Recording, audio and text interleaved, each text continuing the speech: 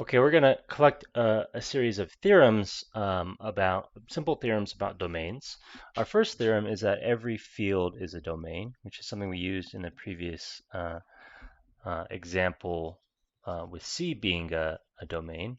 And the proof is, well, what do we need to show? We need to show that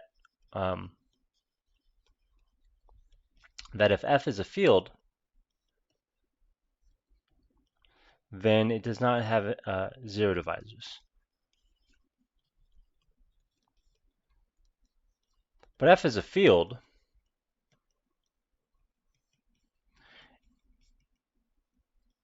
and the units in the field are just all the non-zero elements.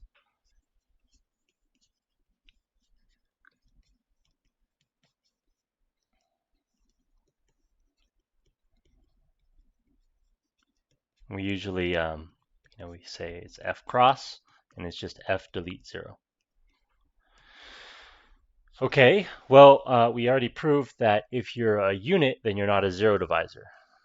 So since units are not zero divisors,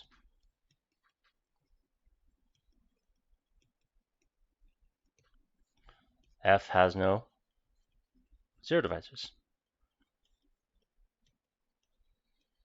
So F is a domain.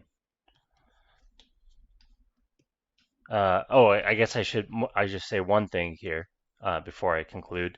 Since the multiplication in F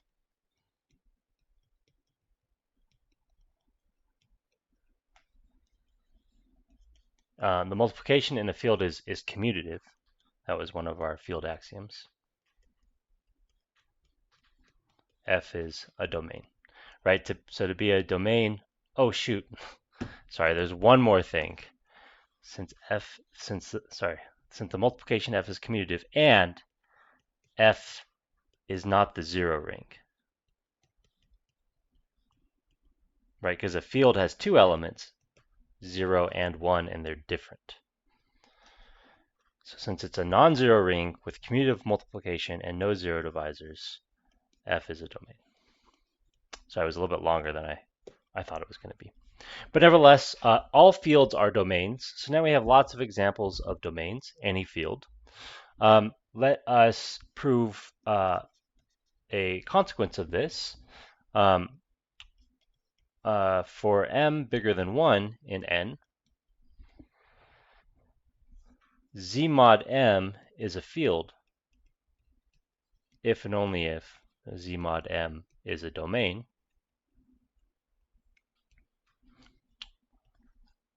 Okay, so this is our second theorem in our series of theorems.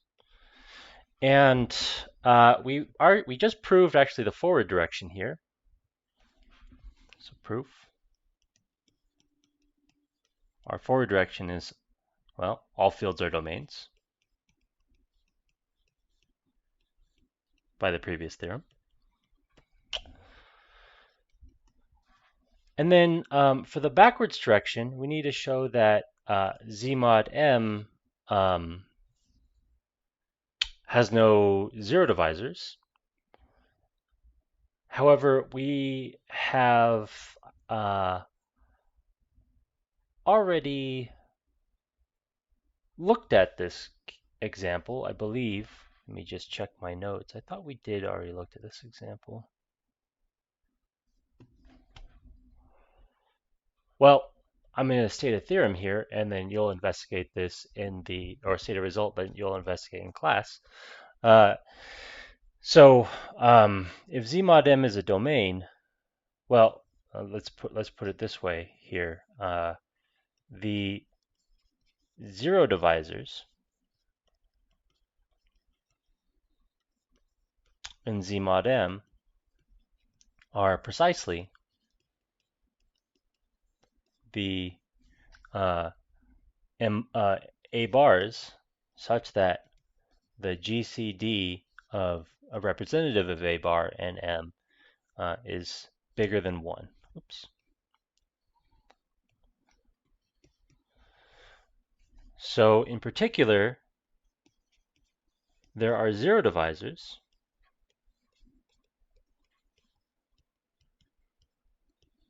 if and only if it's possible to have some common factor with M, right?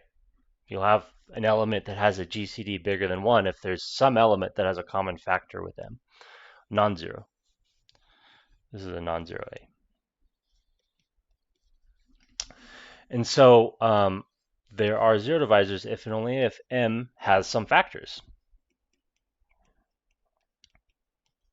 And another way of writing this is Z mod M is a domain, so there is no zero divisors, if and only if M is prime.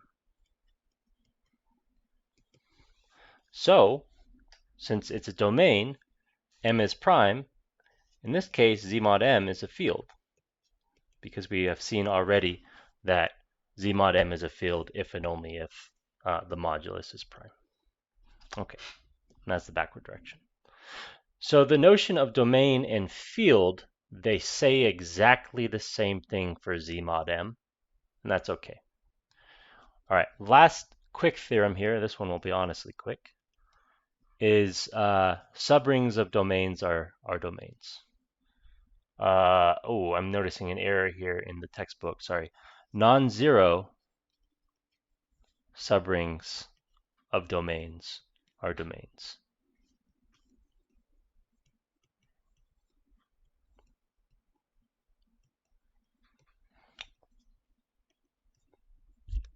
Okay, so suppose, well, we have a non-zero subset of R where S is a subring of R.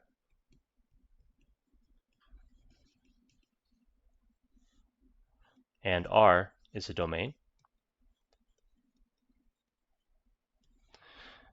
All right, so S is non-zero. That check is done. R is a domain, and S inherits its multiplication from R. So since S is a sub, let me just say that, since S inherits multiplication from R,